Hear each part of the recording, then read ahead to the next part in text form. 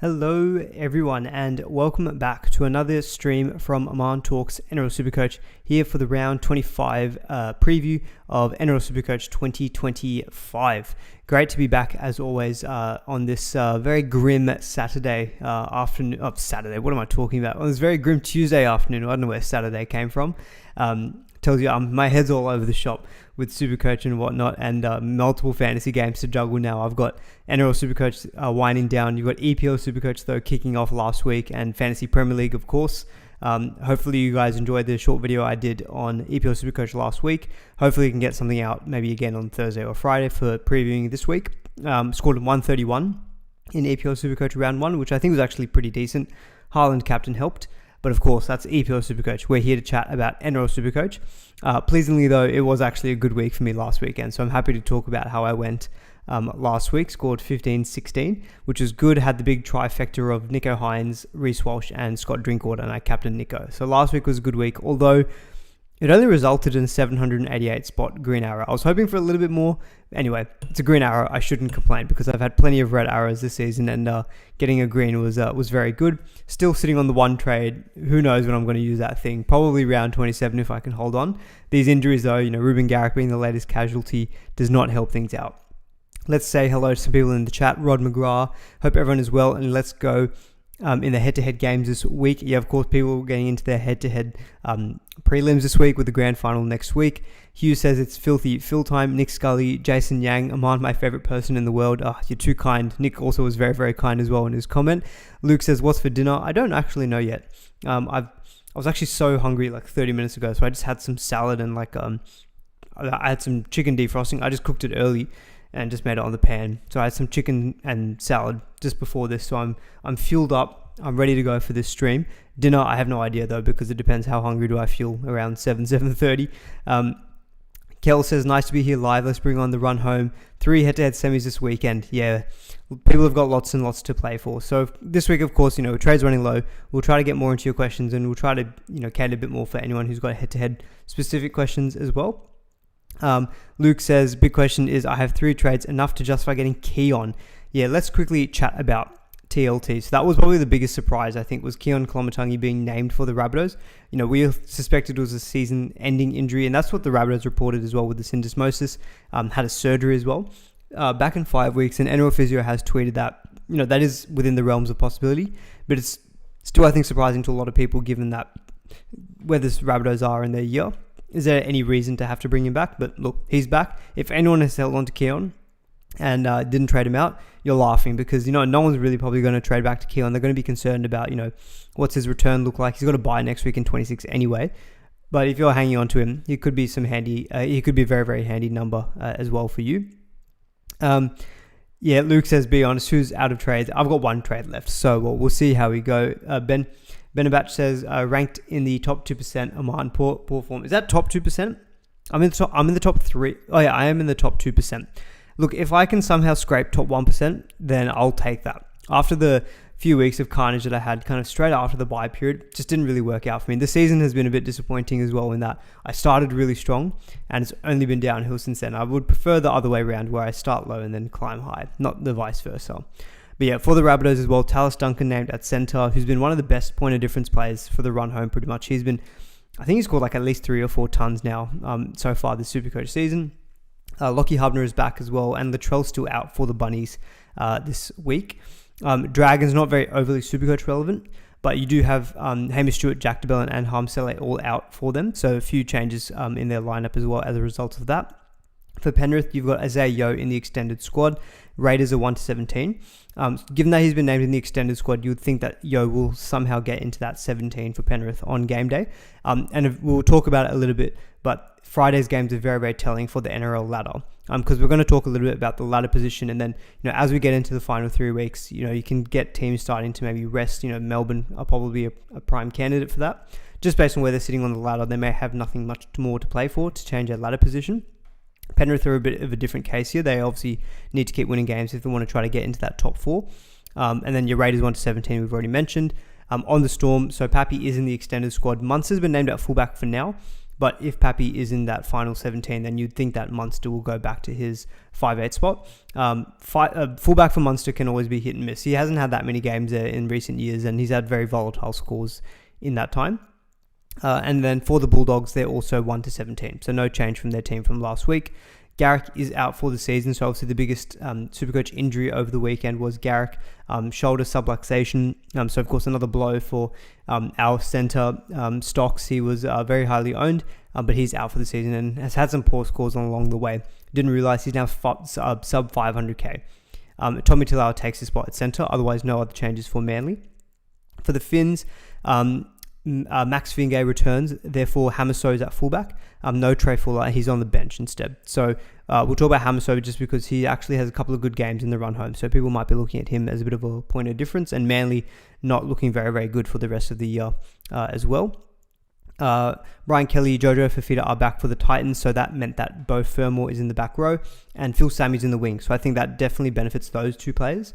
They're probably in positions that are going to be a little bit better for their Supercoach scoring. And Jamin Dolph is out for the season, so I think that meant that RCG was starting, but not probably overly Supercoach relevant. A few changes for the Warriors. So Kurt Capewell, Tamara Martin, and Rocco Berry return. That means that Nickel Klukstad goes to fullback. And Tane Tuilpiki is out as a result of that. So the reason I mention that is because Tane Tuilpiki was actually doing very well at fullback, and some people are maybe looking in as a Supercoach option in this head-to-head, and Warriors also probably have the best 3-game run for the rest of the year. But Tuilpiki's out. Maybe that means someone like a Nickel Klukstad comes back into reckoning. Eels, nothing much there with Moretti out, so Dylan Walker is that starting lock. Roosters, again, another injury. Daniel Tupou out for the Roosters with he had delayed concussion symptoms. So Junior Tupou takes his place. So just one Tupou for another one. But Dan Tupou was also someone that was scoring well, especially with Sam Walker back in the team. And people may have been looking at him as a bit of an ultra point of difference at centres, and especially as a replacement for Garrick. But unfortunately, he's going to be out for this week in what was a good matchup against Parramatta. Sua Wong is back. That also means that Naf White moves to prop and Spencer Leniu to the bench. Knights, look, Phoenix Crossland back a hooker, but I don't think anyone's buying any nice players at this point in time. Jack Gazzeski out for the Broncos, so Jaden Hunt is in for him. And then Tigers and Cowboys were both 1-17. So there wasn't anything really too crazy happening in TLT this week, apart from pretty much the Keon Kolomatangi inclusion, and I guess Ruben Garrick being out, but we kind of already knew that after seeing his injury on Sunday. So that's kind of the wrap-up of TLT. Nothing really too crazy there. Hugh says the hair. Yep, the hair is here. The hair is back. Talking Supercoach. Yeah, and Kel, you make a good point here about Connor Watson. You need him to play big minutes this week with Brayley on the bye. Absolutely. We need big things from Connor Watson because I'm in the same boat as well. Connor Watson's my backup hooker, so going to need him in reserve. So for this stream, guys, get your questions in as well. We'll obviously talk about Garrick replacements. We'll talk a little bit at hooker as well about if you're in a situation where you need a backup hooker. Then we'll talk about that. We'll also talk a little bit about fullbacks because I know Reece Walsh is, on the tips of a lot of people's tongues as well. I think he's the fourth most traded in player as it currently stands. And so we'll talk about whether he's a must buy or not. Obviously, he went massive last week. And then we'll round out your questions, do some matchup analysis as well. But before all of that, I did really quickly also want to go through just looking at the final 3 weeks of the season, who have got the best draws. So I've got this sorted from best to worst over the remaining next 3 weeks. Warriors come out on top with the Titans, Parramatta, and Manly. I've kind of downgraded Manly in terms of difficulty just because of, I think, the way that their season's petering out, losing Garrick now as well. West Tigers are second, so they've got the Cowboys, Raiders, and Titans. So they've actually got a nice little 3-game, 2 good games against the Cowboys and Titans. Canberra's obviously tough for round 26. Dolphins are particularly good for your head-to-head focus players because you've got Manly and then the Titans in the next 2 weeks. Round 27, obviously, you don't really worry about when they've got Canberra. But with Manly and the Titans, again, that's why I mentioned someone like a Hammer. So if you're looking for real point of differences in a head-to-head particular, Dolphins are a good team because they've got 2 nice games in the next 2, as well as the Warriors. Also applies for Dragons, but not many people are going to be looking there probably. But they've got the Rabbitohs and Manly in the next 2.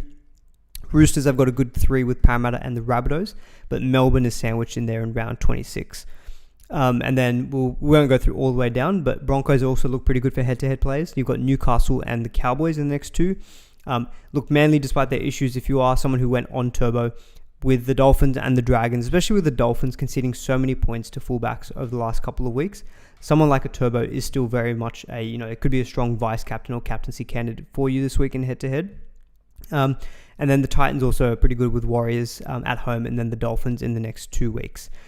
Even the Cowboys with West Tigers and the Broncos in their next 2. Those are the teams that all stand out for head-to-head specific players. Otherwise, if you're an overall focus looking at the next 3, then of course you can kind of just look at this from top down. So what I've also just got on the screen is the ladder as it currently stands. And just wanted to point this out because I think this week is going to be a big moving week because, well, maybe not necessarily a big moving week, but on Friday night, you've got the Penrith Panthers playing the Canberra Raiders, and you've got the Storm versus the Bulldogs. So that's 4 of the top 5 teams currently in the NRL all playing each other this week. They may have some implications then for round 26, round 27, and what teams might do in those particular weeks. And that also then maybe it changes the way that you view certain players that you're looking at trading in. So for example, if you look at, say, the Melbourne Storm taking on the Bulldogs, and Penrith play before Penrith play before Melbourne as well. Let's hypothetically say that Penrith beat the Raiders. They're playing it. I don't think it's quite a home game, but they're home listed on the draw, but I don't think it's at CommBank. If Penrith win, and let's say Penrith win and then the Storm win, Storm will get up to 40 points equal with the Raiders. I actually don't remember the points differential off the top of my head. I would like to guess, though, that Melbourne have probably got a better points differential than, I think, the Canberra Raiders. I'm just going to quickly check this, actually. Storm have got a 252 points positive difference, and Canberra are 168. So they're well on top there. So if Storm get equal in terms of points, they'll overtake them in the ladder. Then what you might say is that, okay, and let's say obviously if Storm win, Bulldogs lose, so they're stuck on 36 points. Storm are on 40. They've got that kind of gap of 4 points. Then they don't really need to stress so much. Then they could feasibly rest players in round 26 or round 27. Not quite sure which one it is. But it's kind of one of those times where you can play it by ear because that happens slightly earlier in the round. If you see Penrith win and then the Storm win, you might already be thinking, okay, maybe there's a chance then that Melbourne rest round 26, which is against the Roosters. Then all of a sudden, I'm looking at Roosters players in a much more favourable view because then all of a sudden, Melbourne without, like, say, Munster, Grant, all of those players, if they get rested, is nowhere near as scary of a matchup. Maybe Melbourne bring back their players for round 27 just to give them that game ahead of the final so that they've got some rhythm. That's what Melbourne did last year, I think, from memory. And so you could just see something like that happen. Similarly, if, let's say, Melbourne need to win again next week, but then they rest in round 27, that changes your view of the Broncos because they've got Knights, Cowboys, and then potentially Melbourne who have rested players as well. So this is just some of the things that you just need to maybe pay a little bit more attention to this week, just with the ladder, forming a view, because 26 and 27 is 2 weeks where you can see teams start to rest players. So, your candidates could potentially be the Raiders, the Storm, the Bulldogs. Just based on their points, they're probably safe for the top 4. So they may rest their players in 1 week. I think the rest of the teams, though, you probably don't need to worry about so much because they all have something to play for. Penrith and the Wars are still fighting out to see who's going to get that final top 4 spot. Of course, it might not be them. It could be someone like the Broncos. Realistically, we probably think it's one of Penrith or the Warriors. The Broncos, Sharks, and Roosters are all playing to stay in that top 8. So they all have good motivation. Same with the Dolphins. Even though they're 2 points outside of the 8, they still might be looking to push for that. And they've got 2 pretty good games in the next 2 weeks as well. And so I think what I'm trying to say is that if we're looking at trying to identify best matchups, best trade-ins, you really ideally want to be doing the teams who've got obviously the good draw, but obviously still have something to play for. That's why Melbourne, I know a lot of people are trading in Grant this week, and I get it because of the Blake Brayley being on a bye, but just have to factor in that there's a chance that Melbourne will rest players in 26-27, and you just need to be comfortable that you've got the depth. If you're trading in your backup hooker and then you've got Brayley for 26-27, then that's no problem at all because I don't think the Sharks will rest their players. They want to try to make sure that they're firmly in that top 8. So that's just some word of caution. I think if you are trading in maybe someone from, like, say, the Melbourne Storm or maybe even the Raiders, because they could very much rest their players, I ideally would be looking at trade-ins from the Broncos, Sharks, obviously not this week because they're on the bye, Roosters, Dolphins even looks good, and then just teams that are on the up as well. The Tigers are doing pretty well in the last few weeks. Adam Dewey, I think, is the second most traded player currently, and I like their draw for the next 3 weeks as well. Maybe not for head-to-head grand final against the Raiders, but for 25-27, they've got very, very good matchups, and they're obviously not going to be getting the wooden spoon now. They might just want to try to finish as high as they possibly can. Probably try to leapfrog Manly there. They're equal on points. And in terms of teams to target, the ones that I've listed here are Manly. I just think Manly at the moment are just not really playing with any great form at the moment. Cherry Evans has kind of been on the decline this whole year, ever since really he told people that he was not going to continue playing for Manly. Cowboys are still a team to target, despite obviously them having a big win on the weekend. Very, very volatile team. The Rabbitohs, just as they kind of are winding their season down. The Knights and the Titans really do stand out as well. You can see them both firmly on the bottom of the ladder. They've really not got much to play for. Eels Tigers, I put as question marks just because, yes, while they're not in the bottom 8, I still think they're playing decently well, and they're not giving up a whole heap of points. So from a Supercoach point of view, I don't look at Eels and Tigers as like, oh, that's great matchups to target. Realistically, I'm probably more looking at the Manly, Cowboys, Rabbitohs, Titans, and Knights. Those are the 5 teams I'm really targeting because they don't really have much to play for. And then ideally, if you can identify a matchup of, say, Broncos, Sharks, or Roosters versus those teams, that's ideally, I think, the kind of matchup you want to be trying to target. And that's when you see those big scores like last week, of course. Drinkwater went huge, Hines went huge, Reece Walsh went huge as well. So that's just some of my guidance or some of my thoughts around, matchups that you want to be targeting for the next 3 weeks. Nick Scully saying, Aman, what is the best 1 week play? I have Nico at flex, plan to bring him back next week. Sounds like, Nick, you've got plenty of trades to play around with. So if you're looking at 1 week plays, again, thinking of, the matchups, and you can trade to anyone at flex. See, I would then probably say it's arguably either maybe a Turbo or probably a Reece Walsh if you don't have Reece Walsh. Because now that we know with Reece Walsh goal kicking up against the Knights, it's an away game. That's the only thing that's given me some pause on how good Reece Walsh might go this week. But it is, I think, Sunday 2 p.m. that game. I'm going to quickly double check that so I don't say the wrong thing. Yeah, so the Broncos are versing the Newcastle Knights at 2 p.m. on Sunday at Newcastle. It looks like the weather in at least Sydney is not going to be raining. So if that's a day game, when the Knights are not doing very well at the moment, Reece Walsh goal kicking clearly on form. That was one of the best games I've seen Walsh play last week. He kind of stands out automatically here because he's playing for a team that is got motivation against a team that has no motivation really, and he's goal kicking as well. So Reece Walsh really sticks out there, or Turbo. Again, I'm focusing on fullbacks and backs in general just because they have got the highest ceiling. If you have a look at the scores, highest scores over the last 3 seasons, this actually hasn't been updated for last week's scores. But, Teddy's coming out on top with 189. He's the fullback. Last week, the 3 biggest scores all came from a halfback in Nico or 2 fullbacks. So I think those are the positions that you still want to be targeting. Mate, Reece Walsh is the one that sticks out for me, I think, just based on those factors that we've spoken about. Benny G says, what kind of Supercoach legend puts the VC on Hines and C on Walsh? Doesn't loot because he isn't a coward, sells Drinky to Turbo and captains Turbo for nostalgia's sake. That sounds a bit like you you want to share something, Benny, about how your team went on the weekend or what decisions you made? Now, look, anyone who traded Drinkwater last week, that's especially to Turbo, it's a very brutal swing, and I could understand the move just given the matchup of Turbo versus the Tigers.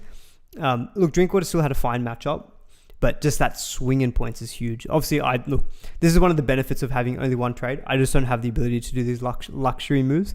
I had to stick with Drinkwater, and obviously he did very well on the weekend. So, yeah, that's some of my thoughts on particular matchups, and as I've done the last couple of weeks, when we talk about centers and things, when I show draws on the slide, it'll be ordered from easiest to most difficult as well. Nick Scully says, he brought in Walsh and Dewey last week already. Okay, so anyone else on the radar? So given that you already own Reece Walsh, if you're looking at best matchups for this week, I'm going to assume that you already own Tedesco. To be honest, I would probably say, I know I was talking a lot of stuff about Manly just then, not being very good, but I reckon it would be Tom Turbo. Just because of the way that the Dolphins have been conceding points to opposing fullbacks the last couple of weeks. They've conceded 153 to Walsh last week, Teddy 189. So there's definite weakness there at the moment. I think it's a home game for Manly as well this week, so that obviously helps. They generally are better at Brookvale Oval than maybe travelling on the road. It's a Saturday 3 p.m. game. Yep, so it's at Brookvale Oval or Four Pines, whatever. It's a 3 p.m. game, so it's a day game. Yeah, Turbo actually probably would appeal to me, I think. If Latrell was available, maybe Latrell, but he's not named this week either. Yeah, I'm probably going to say Tom Trbojevic, I think. Lachlan's saying, Hines to Sam Walker is something I'm heavily contemplating, and then selling Drinkwater with the final trade back to Hines or Walsh in the flex. Garrick to 600 centres, other trade. Yeah. Lachlan, sounds like you've got plenty of trades. Look, I can understand that just given the matchup against Parramatta. Sam Walker's also got decent projected points, and we'll talk about the Baller Boys and their website later as well with their projected points, which honestly has been really helpful actually in the last couple of weeks with my sit v starts. I'm pretty sure Sam Walker's projected for over 70, and we know that he's been doing very, very well ever since he came back. So I can understand that, but you just need to be careful with that. If something else happens in your team and you can't get back to Nicho Hines, maybe say in round 26, he's got Newcastle at home in round 26. That's definitely a matchup where Hines could be like the best captain potentially. So you just need to be wary about these luxury trades. If something else happens, are you going to be able to get back to Hines? But hopefully you've already considered that. Alrighty, so let's talk about the best Garrick replacements, because I know that's obviously one of the biggest talking points for this week. I think Garrick, I'm pretty sure, is the most traded out player. Yeah, very comfortably is the most traded out player. Unfortunately though, he's only 484k. So some of the players that we're talking about here are like a good 200k more expensive. And so you hopefully have the money in the bank. Otherwise, there's a couple of options here who are a little bit cheaper as well. But I was hoping that people had more trades than me and could maybe do a downgrade somewhere and upgrade Garrick to one of these other guys. In terms of the most popular replacements for Garrick, I'm just going to quickly go on the NRL SuperCoach website and search for trade-ins. I'm actually going to do this for the top 5% as well, just to see coaches who are ranked in the higher ranks, who are they currently moving to in the centres. In terms of the top 5, you've got Dewey, RTS, Taylor May, Beau Fermor, and Zach Lomax. Now, I won't go into guys like Zach Lomax and stuff, just because I figure if you don't already own Lomax, then yes, you probably should get Lomax in for Garrick. Obviously, he scored very well on the weekend. The final 3 games are pretty decent for him as well. Roosters is not the best at home, but then it's the Warriors who, on the day can still leak points, and then the Knights in round 27. So I think the next 3 games are fine for Zach Lomax. Definitely he would be my number 1 target if I didn't already have him.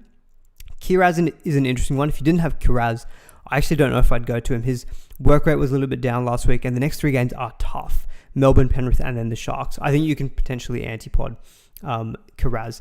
And if you are focusing a bit more on head-to-head and you maybe don't need to sell Garrick this week, if you can delay that potentially into round 26, you may have some other matchups that you can target. Like you can go back to maybe a Mulatalo, who scored very well on the weekend and has been doing pretty well the last few weeks. He's got the Knights in round 26. So that's why I'm not going to be showing Sharks players in this list here, given that they're on the bye this week, but we'll talk about others as well. Just to round out those top 10 trade-ins as well in the centre position, you got Tony Staggs at number 6. Mulatalo is number 7, which I'm sure people will reverse that once they realise that he's on the bye this week. Philip Sammy is number 8. To'o is number 9, which is surprising also given the difficulty of the draw for Penrith. And then Dan Tupou is 10th. He's obviously out this week. And then AJ Brimson is 11. So basically what you're seeing is a lot of Tigers, Tuivasa-Sheck, Tony Staggs, and a couple of Titans in Phil Sammy and AJ Brimson. Also Beau Fermor as well. So trying to cover, I guess, a lot of these guys on this particular slide here. Thomas is saying, can we cover 2RF replacements as well for Nicola? I haven't got a slide on that, but we can talk about that in a bit more detail as well. So yeah, what I've got on screen here is a bunch of centers. They're average, 3 round, 5 round, and courtesy of the baller.live website. That's BALLR.live. Really useful website. You've been hearing me talking about it for multiple weeks now about projected points. Their stat center is really underrated though, I think. Obviously, people know them for their live in-game updates, which are ridiculously fast, sometimes faster than KO. But they've got this stat center as well, which is super useful for stuff like the 5-round base power averages. That's something that you don't get on SuperCoach Plus. So that's really useful as well. So I've pulled that into the information here. And I've also got the projected points for the players just for this particular week as well. Of course, people are looking maybe at the best 1-week plays, best 2-week plays. Now, when someone asked me this earlier in the week about, if you could pick any center, not named someone like a Lomax, who would you be going for? My first thought was RTS. So I've spoken about RTS a couple of times in the last few weeks. I just think he's the most solid, not going to let you down really that much. His 5-round average is 66, but that does include that one game. I believe it was against the Bulldogs? I think it was against the Bulldogs. away when I think it was a rainy game, and he only scored 41 points. Obviously don't just exclude it, but outside of that 41-point game, he scored 70 plus on the weekend just gone.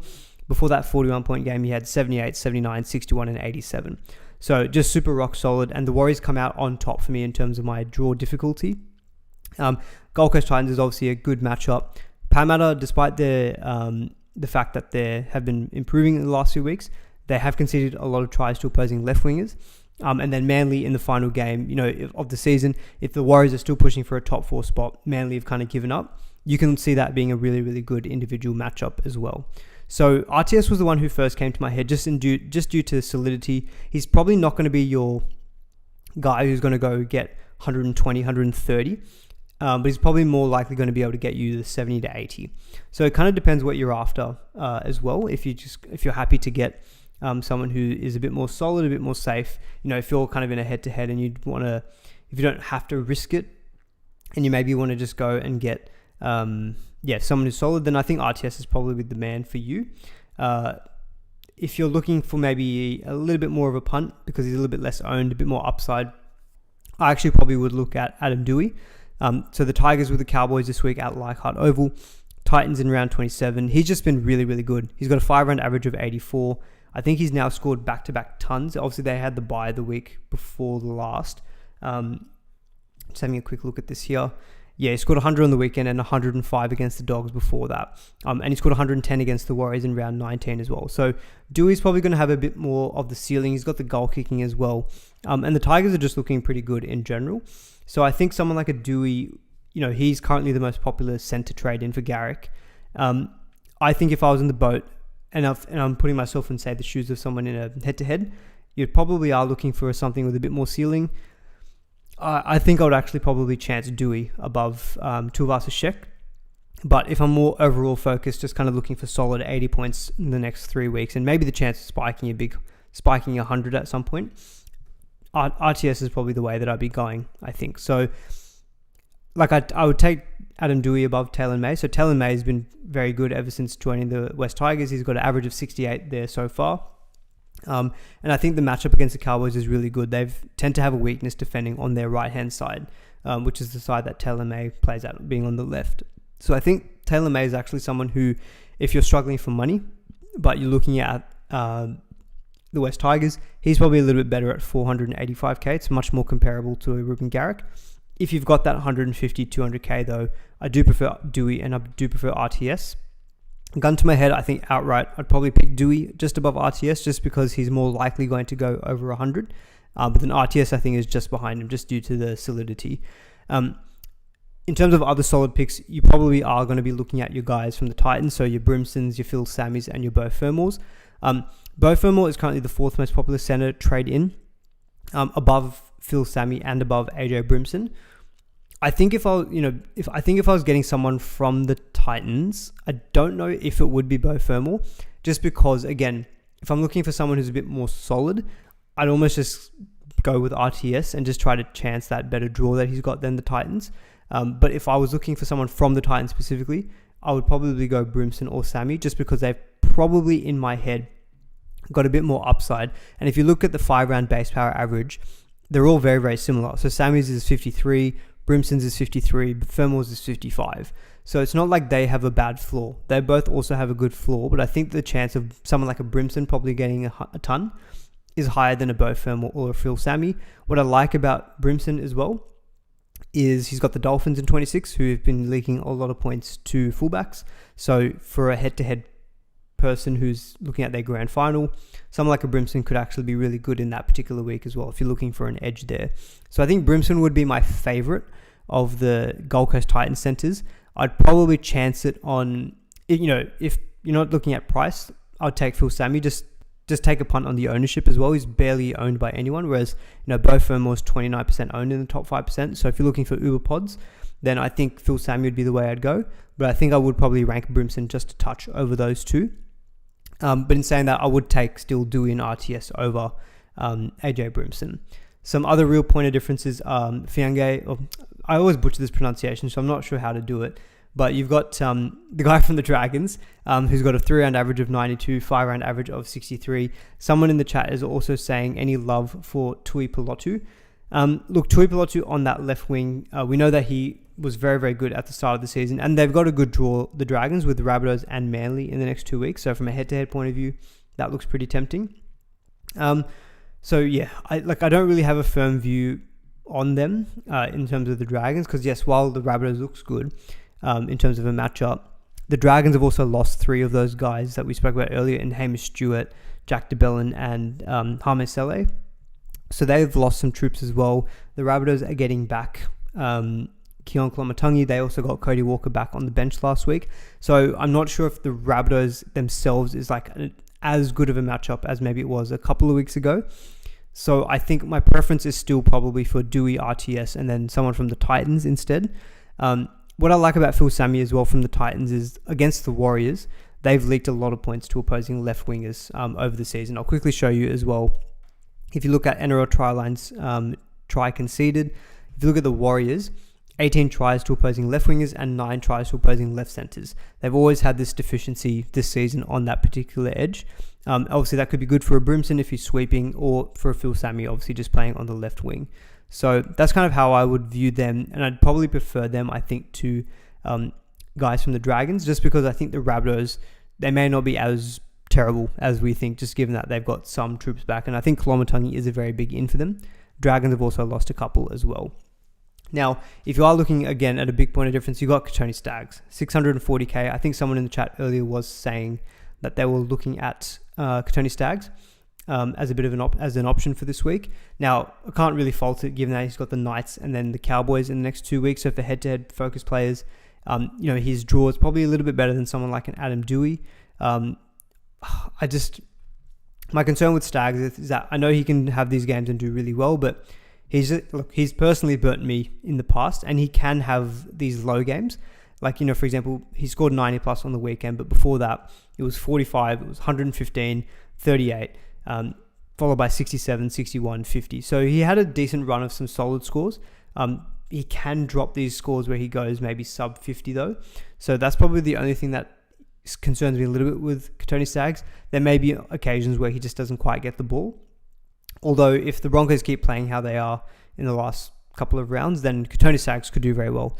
So look, I've always had a personal bias probably against Kotoni Staggs just due to the fact that he's burnt me in the past. So I rank your Titans players, Dewey, RTS, over him.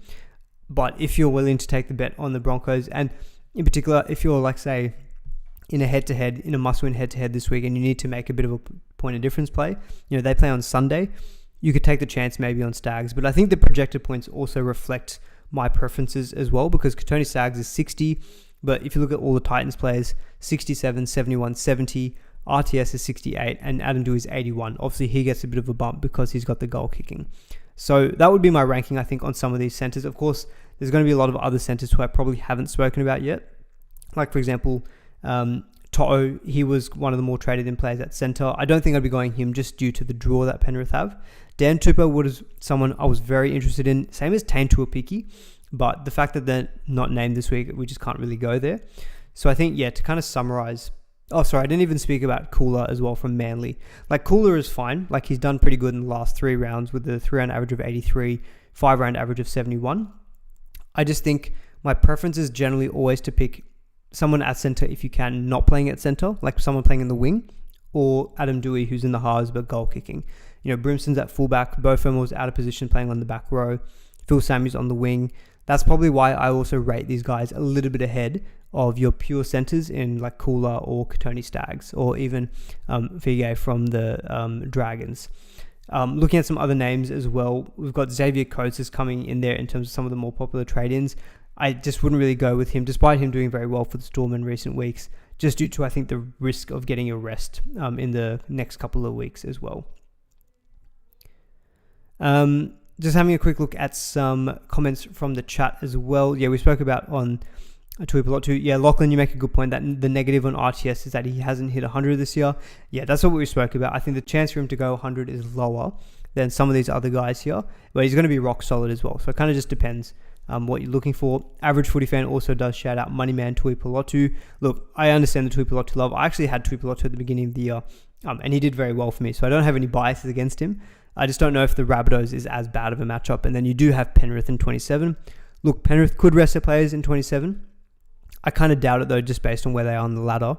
I think they're going to keep trying to get a top 4 spot, especially when the Warriors have got 3 good games. Penrith need to win all the games that they can as well. So I'm not sure how good that round 27 matchup is going to be. Of course, if you're head-to-head focused, you don't really care so much, but that's some of my thoughts on centres. IJ saying, what about Ero for next week? Of course, you don't have to sell Garrick this week, and if you want to go and bring someone else in next week, someone like a Kale Ero will be majorly low owned. Have you gotten any news in confirmation that he's back? I know he had that pec injury, and I think the website here is saying due back around 26, 27. Look, you could against the Knights and then the Bulldogs, but I think there are enough other guys. You know, Ero was really good this year, but he had to score a lot of tries to do that. I'd be happy to take a chance on someone else here instead, but Ero could be fine next week as well.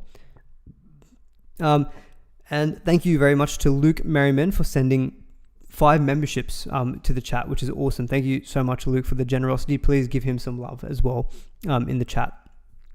And Chris says, don't forget to like the stream as well, folks. Alrighty, that's some of my thoughts on centers. Let's talk a little bit about fullback. So I'm just going to quickly pull up on my phone some questions I got over on Patreon, and also do follow me on Patreon as well. Even if you don't necessarily want to be a paid member, I will post every week, which is available to all Patreons, a question thread, so you can ask your questions and then I'll try to cover them off in the stream. So do follow me there. There was a couple on fullback I did want to address. So Josh asked, is Walsh looking like a must-have? Basically, would an Edwards to Walsh trade be viable? Now, of course, there has to be a lot of context with this because Edwards is not a bad pick. He scored a ton on the weekend as well. It's just the fact that he's got the next 3 games. Maybe only the Dragons looks very enticing in round 27. Whereas with Walsh, you've got Cowboys and the Knights. And he's goal kicking as well. And could face a Melbourne team in 27 who rest their players as well. So, look, I've got the projected points here from Baller as well up on the screen here. Walsh is projected for 91 points and Edwards is for 71. And just on these projections as well, guys, like they're honestly very, very reliable. Because if you remember from last week when we were speaking about captaincies, the top 3 guys or guys who were very highly rated were Hines, Drinky and Walsh. Now, the projections weren't for like 140s, 150s, but it basically had them at the top close to 100. So I think they're generally very good indicators for the guys that they're most likely expecting to go biggest in that particular week. And so what this is telling you is that there's at least maybe a 20-point projected increase from going Edwards to Walsh. Now, one side of me says you don't need to force that trade because Edwards is still very, very good, but Walsh is looking amazing and also he's got the better draw as well. I think if I was in head-to-head and that was the way that you're going to try to differentiate from your opponent, then I can maybe understand Edwards to Walsh because of the fact that Walsh is goal kicking. And you can captain Reece Walsh as well this week. I don't think you're probably looking at captaining Edwards this week against the Raiders. I can understand that. Is Walsh a must-have? He's definitely not a must-have. If you look at him scoring 153 last week, and if he does that for the next 3 weeks, then sure, he's probably a must-have. But I don't think that's going to quite be the case because with the goal kicking, his floor is better, but he's still a guy who's got low base. So he can throw in low scores every now and then, which you just need to be prepared for. I've kind of been on this Reece Walsh roller coaster for a few weeks now. Happy that I've gotten 2 big scores out of him. He scored 143 a couple of weeks ago. And then, of course, went like 150 on the weekend. But I don't think he's a must-have. But if you're head-to-head focused, I can understand an Edwards to Walsh trade. Jimmy also asked who to trade who to trade for Walsh out of your gun fullbacks. Now, I think out of the gun fullbacks, I mean, if we're talking Drinky, Teddy, Turbo, Edwards, I don't think you can't be trading Teddy, in my opinion, just because of the round 25 and 27 matchups. I don't think you can be trading Drinky either with the Tigers this week. I know the Tigers is at Leichhardt, but still, Drinky just showed on the weekend. He's still got the potential to score big. Turbo, I don't think I'd be trading Turbo out either, just given that he's also got the Dolphins this week, Dragons, and then the Warriors in 27. So I think his next 3 games aren't terrible. Edwards is probably the only one, just due to draw, that I think I'd be happy to trade if we're considering gun fullbacks, quote unquote. in terms of projected points for this week, Teddy looks the best at 95, Drinky 84, Walsh 91, and Turbo 86. They're probably the top 4 out of fullbacks this week. And of course, guys, if you've got fullback related questions, do drop them in the chat below. We addressed that question earlier as well from someone who's asking for the best kind of 1 week play. He already owned Reece Walsh. My next follow-up answer was Turbo. I think Turbo's projected to do well this week with 86, and I think it's a good matchup this week against the Dolphins, given that how many points they've leaked to opposing fullbacks.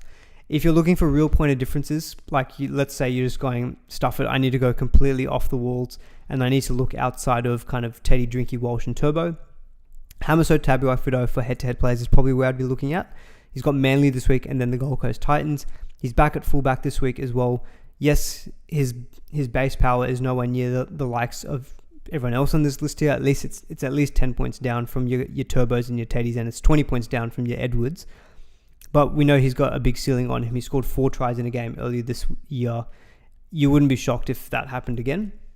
And I'm pretty sure he scored well on the weekend also. He needs a lot to get big scores, but I think he could be a nice little difference at fullback for your head-to-head focus players. Nickel Klukstad is someone who's very, very cheap, 394k back at fullback. Good 3 games. I don't think I'd go there though. Just the numbers this season don't really scream that much appeal to me. Season average of 52. I think even though his projected points are better than Hamiso this week at 70, I'd probably chanced it on Hamiso Tabuai-Fidow this week as well. Luke says, "Yo, get away from Walshy, he's mine." Captain says, "Is it fine to go from Campbell to Walshy?" I don't actually have Campbell's stats up on the screen here, but if I look at their draw with Warriors, Dolphins, West Tigers, I don't think I'd be trading Campbell out. I know the Titans can be a bit of a basket case, but those 3 games are still completely fine. And I don't think I'd be trading out Campbell to Walsh. I think Edwards to Walsh, I can get it. I can understand. If you've got Hines on the bye this week and you've got trades to get back to Hines next week, a Hines to Walsh play this week I think is totally fine. But if I really struggle to see how you can really sell anyone else at fullback, because I know Walsh is currently the 4th most traded in player, but I'm not really sure how people are actually facilitating that particular move. So I'll be keen to see what people are doing to get in Walsh this week, and we can see if that's kind of worth it or not. Because I can see here, coaches ranked in the top 5%. Turbo is currently the 3rd most traded out player, which I don't love that. I know Turbo only scored 59 points on the weekend, and Manly did look atrocious. But still, Dolphins have just conceded so many points to opposing fullbacks.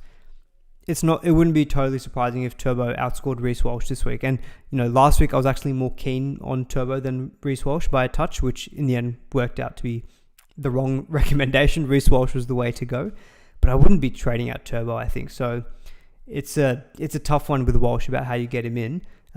But yes, I think he'd be someone I'd be liking to get this week. And Deck makes a good point here about the Titans. So Brimson's got the next 3 games in Queensland, and in the afternoon as well. So he's got the highest upside of everyone here, apart from Kinney/Hasler scares him. Yeah, of course, Keanu Kinney played on the weekend as well. That could be the only deterrent on Brimson, but that's a good point to tie into Jaden Campbell. With playing 3 games in Queensland and a lot of them during the day, I don't think I'd be selling Campbell for Reece Walsh, in my opinion. I had Latrell on screen here, but I thought he was going to be named this week, but he wasn't. So that's how it goes. But with Drinkwater having the buy in round 27, I do think it is worthwhile, if you can, keep a trade up your sleeve so that you can make the big upside plays. Because as you've seen, the big scores in the last kind of 5 rounds have all really come from your fullbacks and halfbacks. You think of the Edwards 170, the Teddy 189, Sam Walker's got a ton in that point in time. Drinkwater's gone big last week. Walsh has had a couple of tons as well. Edwards tonned on the weekend as well. I think this is why I'm just hanging on to that one trade as much as I can. Because when Drinkwater's on the buy in round 27, I want to be able to look at the landscape, have all the information and say, okay, cool. If a team's resting a bunch of their players, that looks like a good matchup to target. And because I've got Drinkwater at flex, so I've got 3 fullbacks, you can effectively trade Drinkwater to anyone. So that's how I'm going to play round 27 with Drinkwater. And I recommend if you can do that as well, that'd be a good strategy to do. Of course, if you have no trades left, then it is what it is. Because if you look at some of these fullbacks in round 27, you can see Teddy against the Rabbitohs looks really appealing. That could mean someone like Sam Walker does very well. you've got Edwards against the Dragons. Let's say Cleary gets rested. Hypothetically, Dragons are done. Edwards is goal kicking. He could go 160, 170 that game.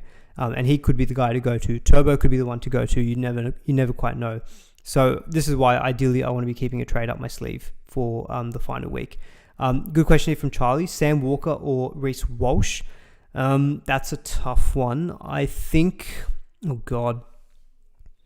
Sam Walker is going to have Parramatta, Melbourne, Rabbitohs, Walsh, Newcastle, Cowboys, Melbourne.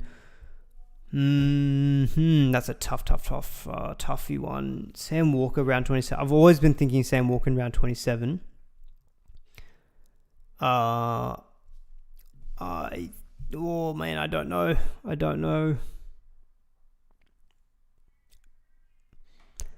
Oh God, I think Walker would be more of a pod.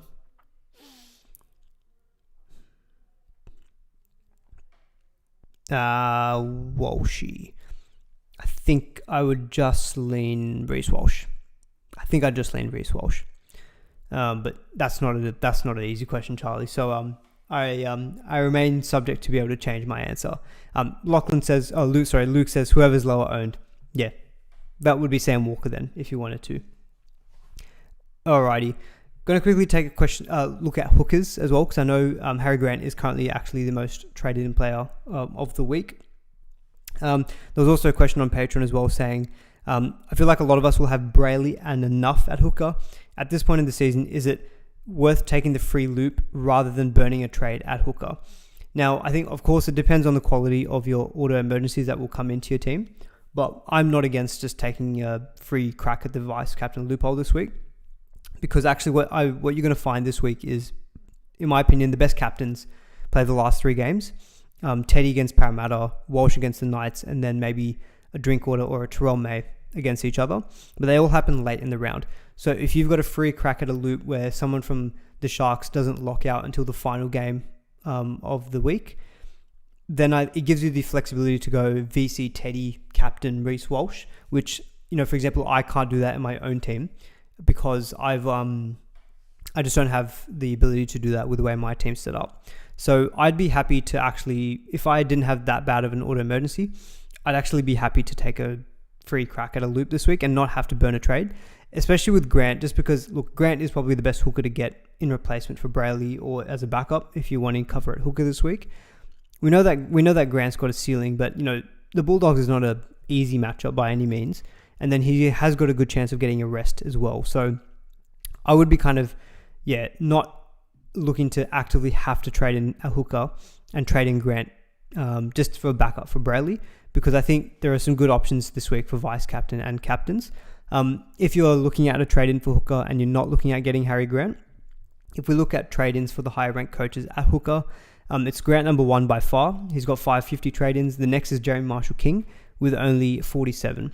Someone from the Dolphins is where I was going to suggest, though, with Kurt Donahue and Marshall King. Marshall King would probably be where I'd go.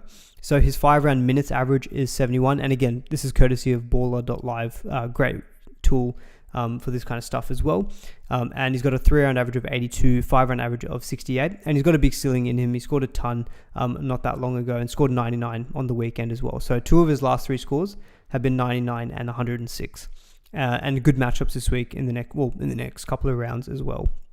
So I think Marshall King would be my next best option at hooker. A bit over Kurt Donahue. I think Kurt Donahue is more of a solid pick, but not going to go big score ceiling wise.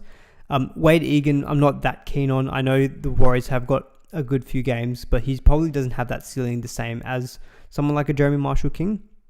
And then some real pods is Appy, Sam Verrills, and Damien Cook.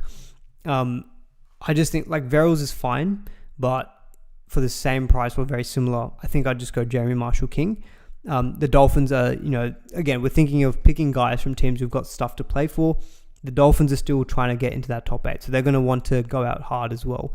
So, compare that to the Titans, they don't really have much to play for this year. So my preference is to get someone from the Dolphins if you could. If you're not getting Harry Grant, that's why I kind of lean towards Marshall King. But caveating all of that, you don't need to trade someone at hooker this week, and you can get a free crack at a loop. Alrighty, let's. Danny says, "I love hooker talk." Yeah, that's a nice little. That's a dirty pun. Danny, but we'll leave that one there.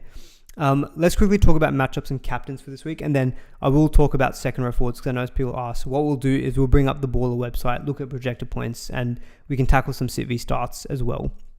So I think for this week, you know what? Actually, I'm going to skip the matchup analysis. I'm just going to go straight to captains, and we'll go back to this if we have to. So looking at captaincy for this week, look, for me, it's really the last few games, I think, is where it's at. So I spoke about it already. Teddy against Parramatta, he's projected for 95 points, which I'm pretty sure is the highest of the week. Then it's Walsh against the Newcastle Knights. He's projected for 91. And then you've got Drinkwater 84. Even if you're looking at middle forwards this week, if you want to say take a chance on a high upside VC like Teddy or like maybe a Tedesco, and then if you don't get a good score from him and you want to lock in maybe a safer captain, you know, I think Payne Haas and Terrell May are completely fine options this week as well. They're projected for 82 and 85. My preference is, though, go for a fullback if you can, just because we've seen they have the biggest ceilings in this game. Now, Cleary and Turbo, I think, are very, very good vice-captain options. Because Turbo plays earlier in the round, if I had him and maybe, say, a Teddy and a Walsh, I would definitely be looking at going VC Turbo this week.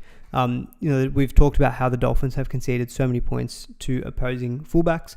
I think Turbo is still a good option. He's projected for 86 points, which is higher than a Nathan Cleary this week. Cleary is always a safe bet, but it doesn't feel like the best week, I think, for him against the Raiders, and I think you can kind of go against him. Hamaso is an option, a very, very much a point of difference option. I don't know if I'd captain Hamaso just because he can have the low game in him. He probably would be a VC for me. Look, Turbo is also a fine captain option, but I'm going to assume that people who have Turbo probably also have one of Teddy, Walsh, or Drinkwater. Therefore, my preference becomes, if you can, do a VC Turbo into one of those other guys as captain. If I had to rank Teddy, Walsh, and Drinkwater as captain options for this week, as it currently stands, I think I would just by a hair go Reece Walsh. The main reason for that is, I think, the fact that he is playing during the day. So he plays, I think, on Sunday at 2 p.m. And if it's a day game at Newcastle, that could be good conditions. And he's got the goal kicking, just a little bit above, you know, compared to Tedesco, who doesn't have the goal kicking. So I think I'd probably rank Walsh, Teddy, Drinky. The projected points lean towards Teddy. They're probably factoring in, you know, because the thing is with the Baller projections, they factor in like 5 years worth of data, which is amazing. The thing with Parramatta is they've always historically leaked a lot of points to fullbacks. That's why I think Teddy's probably ranked a little bit higher. He also has a better floor, better base power than Reece Walsh. But the fact that it's so close between them, you can maybe chance the guy who's got the hot hand at the moment and has got the goal kicking. And Newcastle looking pretty bad. Parramatta, I don't feel like are as likely to concede 40, 50 points as I do feel like the Knights are as it currently stands. So I think I'd rank Walsh just above Teddy, and I rank both of them above Drinkwater just because it's West Tigers playing away at Leichhardt. You know, I think that's where the Tigers put on like 70 points against the Cowboys at some point last year or the year before that. So I think Drinkwater is a little bit lower in my ranking compared to Teddy and Walsh. But let me know in the chat, guys, what you're thinking about doing for captaincy. If I could go VC Teddy into Captain Reece Walsh, that's what I'd be doing. Unfortunately, I don't have the loop options to do that. So currently my armband, it was on Teddy, but I think I'm going to change that to Reece Walsh at the moment. In terms of my VC, I don't have a whole heap of good VC options.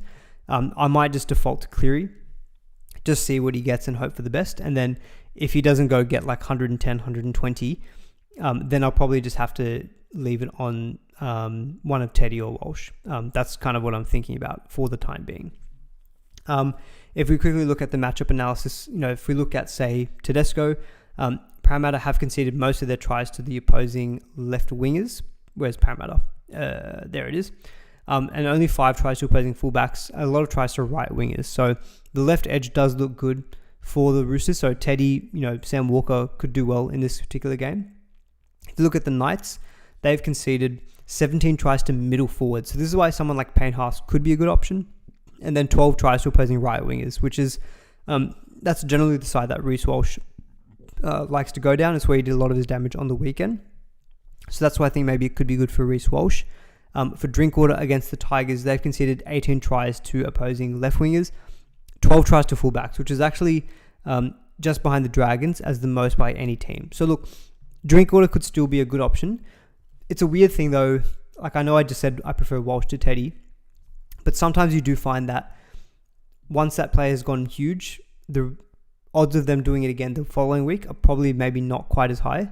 So even though I think I maybe slightly prefer Reece Walsh, part of me does think just because him and Drinkwater both went big on the weekend, does that mean that they don't go big again this weekend? And that instead it becomes like a Tedesco who goes huge? Because Teddy went 85 on the weekend, not doing heaps. So I'm still not firmly set on captain. I'll maybe put some updated thoughts out on Thursday. So I'm a little bit iffy at the moment on the captaincy because I think the matchups look good for all three of those guys. It's just about betting on who I think is going to do the best. And I'm just not quite sure about that at this moment. Turbo, if we want to speak about Turbo very quickly, the Dolphins have conceded 17 tries to their right wing, 10 and 11 on their left edge. So, Turbo sweeping on both sides could do very well. And we've seen how many points the Dolphins have conceded to fullbacks in the last couple of rounds. But yeah, let me know what you guys are thinking at the moment in the chat. Yeah, Lachlan saying the Knights concede the most tries to prop, so a cheeky Haas try. Yeah, this is the thing. Payne Haas is a completely viable, safe captain option, and then maybe you go a higher upside VC in Teddy or in Turbo. And Luke says, if Walsh wasn't goal kicking, I'd rate the Haas play. Yeah, I agree with that as well. Nick says, Aman, I can play Donahue as cover for Brayley, but if I run an AE, I can vice Teddy into a Walsh captain. Look, personally, Nick, I think if you can just play Donahue as cover, I'd just play Donahue. He's been pretty good the last few rounds, and then I think you can just take a bet on picking one of Walsh or Teddy as your captain. Let's actually bring up the Baller website, and guys, if you're enjoying this, please do give the stream a like as well. So if we look at player statistics, great, I have to log in. Maybe I won't show you guys my login. Let's have a look here. Let's let that login in the background. There we go. Sweet. Alrighty. So yeah, put your questions in the chat as well, guys, if you're asking about, say, the best 2RS. If I'm looking at 2RS for this week, let's deselect. I mean, Hudson Young could be an option, but I'm concerned that maybe he gets a rest at some point in the next 3 weeks. If I'm looking at the draw as well, if I look at, say, the Roosters, Angus Crichton could be a very, very good option. What did he even score on the weekend? I was a little bit out of touch with NRL SuperCoach on the weekend just because it was the first weekend of Fantasy Premier League. So I was in full tinker mode about my Fantasy Premier League team. He scored 83 on the weekend, Angus. So I think Angus could be a very, very good play. Still cheap at 559k, and I like the next 3 weeks as well for him. Just looking at the teams that I'm targeting there, there's no one really who stands out from a lot of these teams, like Beau Fermor maybe. We spoke about Beau Fermor. I think he's solid, but I'd probably just prefer about Angus, I think, to Beau Fermor. There's not a whole heap I'd be kind of looking at. Like if I have a look at this here, in terms of projected points for 2RS for this week, Hudson Young is number 1 at 71, and then Angus is just behind him at 70, and then Beau Fermor at 69.6. Aaron Clark, actually, I probably should have mentioned Aaron Clark as well. I think he's someone that could be good. I'm just going to have a quick look at what his minutes were on the weekend. He scored 66 points on the weekend, and he played only 48 minutes. So I'm not sure what's happening with his minutes there, although his output was good. Look, the next 3 games are good for Aaron Clark, but I have a feeling that his ability to get that big 100+ score is no way near as high as someone like an Angus. And we've spoken about this in previous weeks as well, that it's more likely going to be your edge forward back rowers who get the big tons in the run home. And so I think that's why I prefer Angus. I'd probably take, I think Angus would be the best option, and he's not even that expensive at 559k. You've got Jack Williams at 67, Tino this week at 66. Yeah, second row forward options are not amazing. I mean, I don't know if I'd be going back to Kolomatangi this week, just given the fact that he's got the round 26 bye. But yeah, the good point here actually from Nick Scully that Jackson Ford has been suspended. So yeah, Jackson Ford is actually out for the rest of the year. So yeah, Aaron Clark could get a bump to minutes as well. If I was picking my top three, I think I'd go Angus, Beau Fermor, then Hudson Young, and then maybe Aaron Clark would be 4th. If you're concerned about maybe a rest for Hudson Young, then I think I'd probably pick Aaron Clark instead. But yeah, Angus for me would be my number 1 pick, I think, for a second row forward option this week. I think that's probably about it. I actually was supposed to finish the stream at 7 on the dot, guys. Apologies. So maybe let's just see if I don't get any more questions coming in the final minutes, we might just wrap up the stream there. But I do highly recommend, look, it's completely free to get a login for Baller.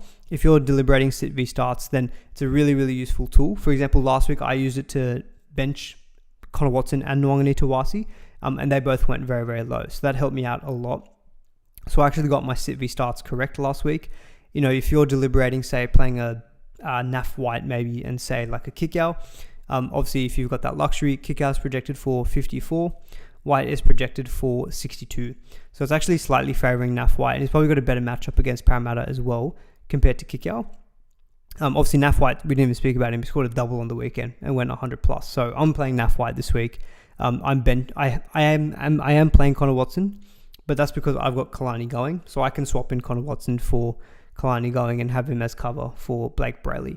But to be honest, I could also consider just not playing Connor Watson and just get the free crack at the vice captain loop. Actually, I think who asked that earlier in the chat? It was someone asking about Donahue. Yeah, Nick Scully. To be honest, Nick, I think I might be in your position, because if Connor Watson's going to get crap minutes and not get a good score, I can just keep Blake Brayley as my number one hooker and then hope that Teddy goes huge. And then if he does, I just take his loop. Otherwise, I'll just run the gauntlet on like a Reece Walsh captain. That's something that I could do, because then in my own team, the only AEs I'm going to have is probably someone like a Karapani and a Connor Watson. So I don't even have that bad of an AE this week. So you know what? I actually might be, thank you for the idea. I might be running that strategy as well. I might just run Blake Brayley. I won't even play Connor Watson, just have him sitting on my bench. And if I cop his auto emergency score, then sweet. If not, then great. Because yeah, his minutes have just been all over the shop. Connor Watson he's been a terrible, I feel really bad, but he's been terrible as a Supercoach option. I mean, his minutes were 55, but yeah, scoring the 22 points, like what's doing there? So yeah, I'm not sure if I have any conviction to want to play Connor Watson this week. Yeah, Danny says, I'm worried about playing Watson. Watson is projected for 50 points, which is, look, if I sat 50 points, but it meant I could get a very big vice captain loop option in Teddy, it may be worth the gamble. So yeah, let's see how we go. I think I'm going to wrap up the stream there, guys. Thank you everyone for tuning in. Please, highly recommend, if you want to do your own sit v starts, then run it through the Baller projected points. It's very, very useful. Hopefully you all enjoyed the stream. Please do give it a like on the way out if you did. Please subscribe as well, even if we know the Supercoach season is wrapping up for NRL, but EPL Supercoach, hoping to put out as much content as I possibly can for that. So you can subscribe to this channel and get videos on that there. Otherwise, we'll leave it there. Thank you everyone for tuning in, and we'll see you all in the next one. Cheers.